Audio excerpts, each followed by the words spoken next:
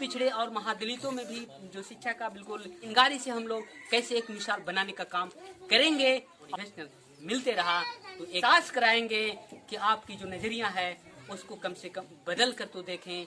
ये समाज आपके समक्ष खड़ा है और आपके बराबरी में बैठा है। मैं आप लोगों को अपना परिचय दे दूं। मेरा नाम शिव प्रसाद है और मैं मगध विश्वविद्यालय के नारी अध्ययन विभाग का एक शोधार्थी हूँ।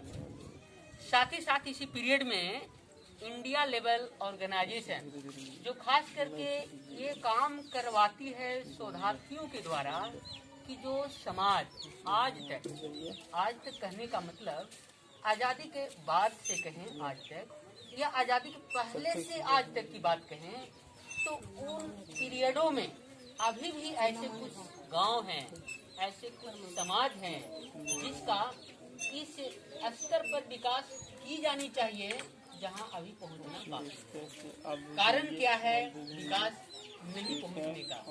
उन बारीकी कारणों पर हम अध्ययन के लिए एक प्रैक्टिस ऑर्गेनाइजेशन के तहत और साथ ही साथ मगध विश्वविद्यालय के नारी अध्ययन विभाग के द्वारा एक शोधार्थी के तौर पर मैं आपके गांव अमकोला पंचायत के अमकोला गांव में पहुंचकर आप लोगों से मिलकर बातें करते हुए आपकी स्थितियों से अवगत होना चाहता हूं। आपका गांव का मैंने भ्रमण किया, देखा।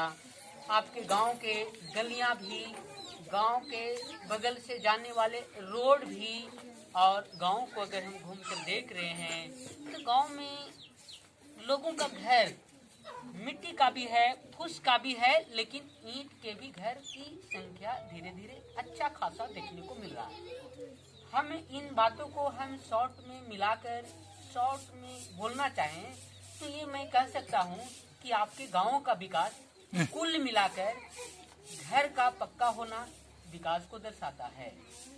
आपका जो गांव है वहां पर कुछ बच्चे को हम देख रहे हैं, पढ़ाई लिखाई के बारे में भी हम जानकारी आपके ही टोले के ये विकास मित्र जितेंद्र भाई हैं, इनसे भी बैठकर मैं बारीकी ढंग से घंटों बातचीत किया है और करते हुए मैंने ये बारीकी ढंग से जानने का प्रयास किया कि इस गांव का स्थितियों में बदलाव धीरे धीरे कैसे हो रही है और उनमें इनसे भी मैंने बातचीत करते हुए ये सुना है, समझा है कि इनके भी जब बचपना में एडमिशन के लिए जब इसकी माँ स्कूल में शिक्षक के पास ले गए तो शिक्षकों ने ऐसा कहकर इनके मनोबल को यानी इनके और इनके माता पिता के मनोबल को गिराने का साथ साथ उठाने का भी एक आधारभूत क्वेश्चन किए कि क्या आपके बच्चे भी पढ़ पाएंगे, आप अपने बच्चों को पढ़ा पाएंगे।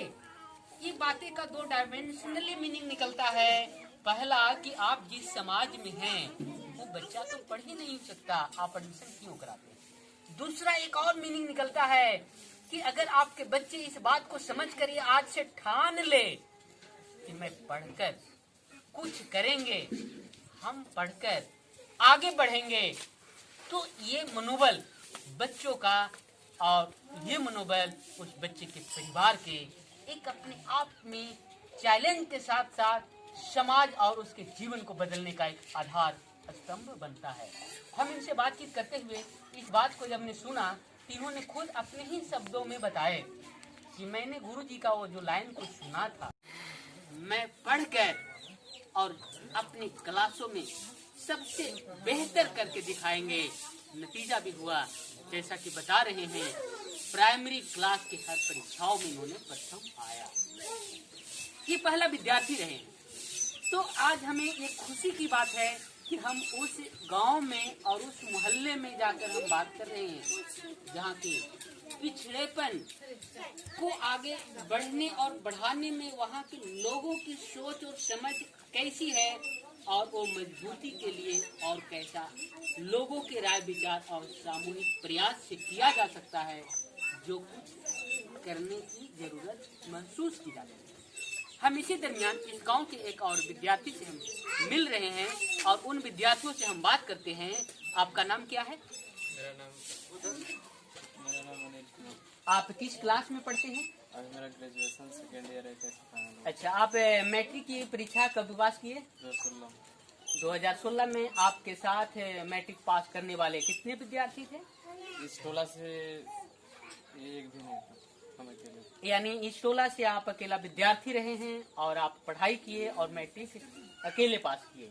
आप जब पास किए और मैट्रिक अकेले पास किए तो आप उस समय कैसा महसूस कर रहे थे?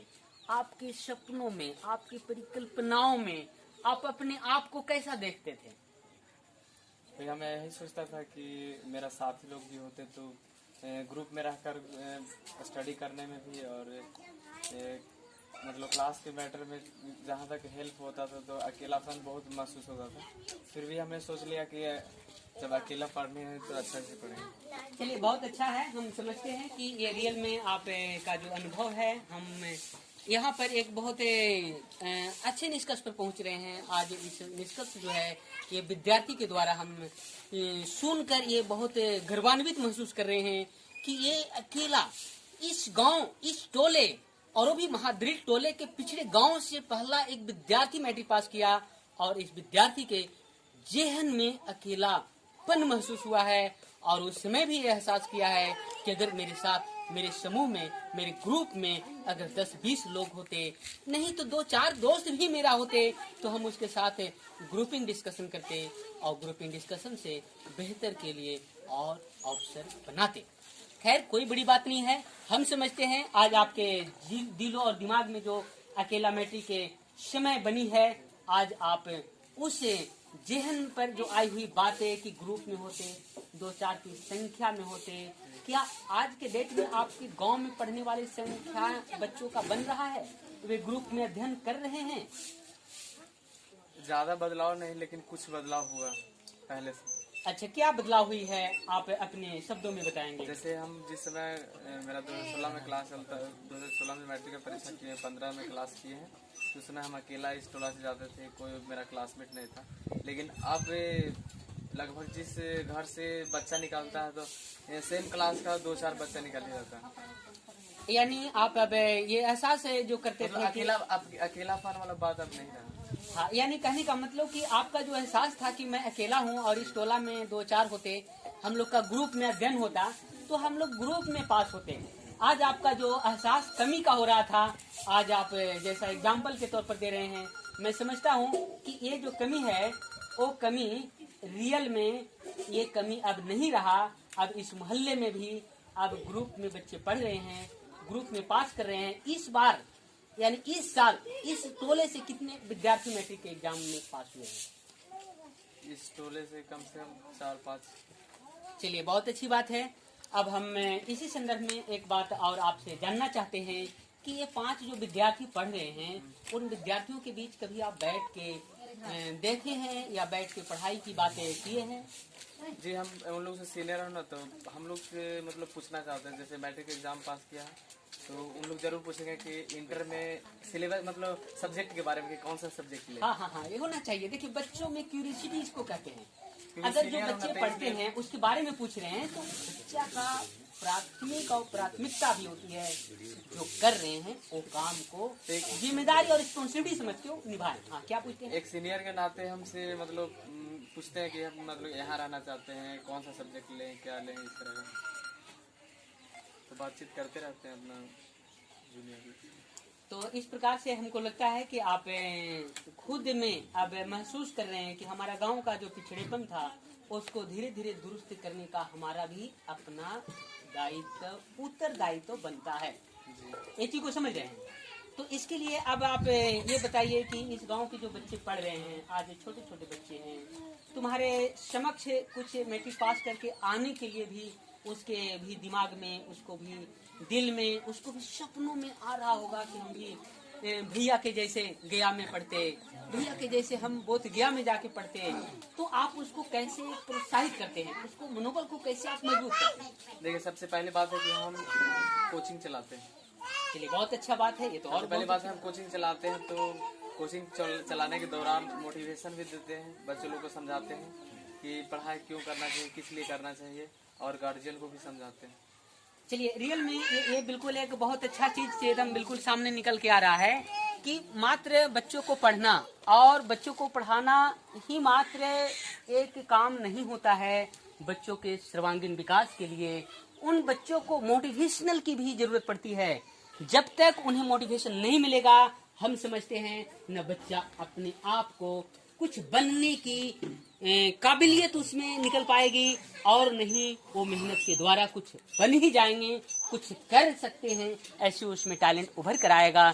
इसीलिए ये आपके जज्बा और जज्बात और ये आपके अंदर जो मोटिवेशन देने का जो एक मन में बात आई है और जो कर रहे हैं, ये रियल में हमारा समाज का यानी वंचित समाज का उत्थान का सबसे मजबूत पिलर होगा।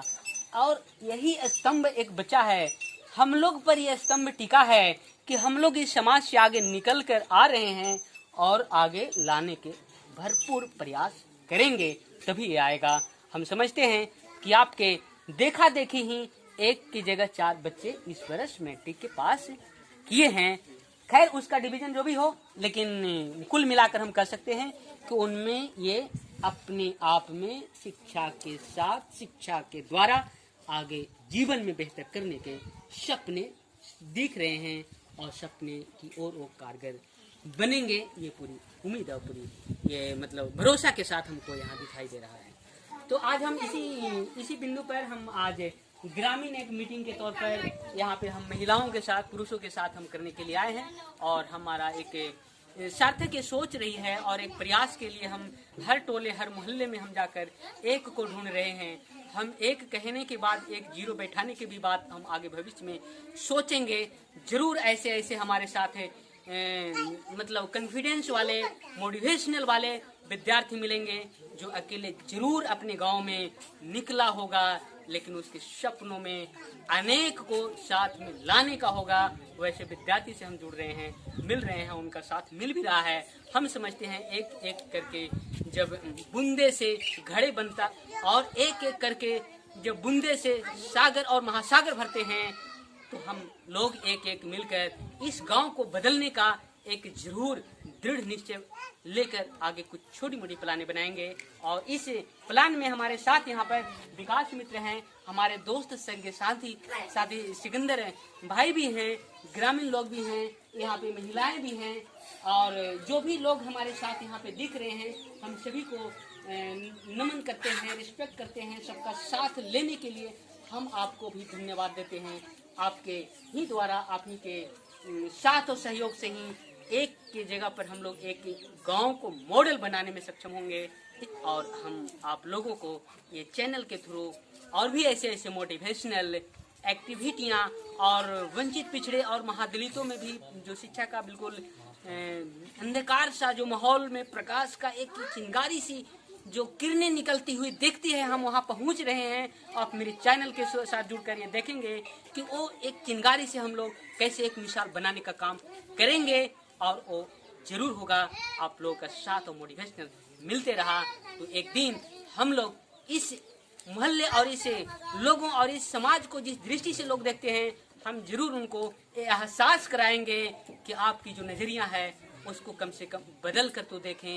ये समाज आपके समक्ष खड़ा है और आपके बराबरी में बैठा है। इसलिए अब हम इसी के साथ इस वीडियो को ओवर करते हैं।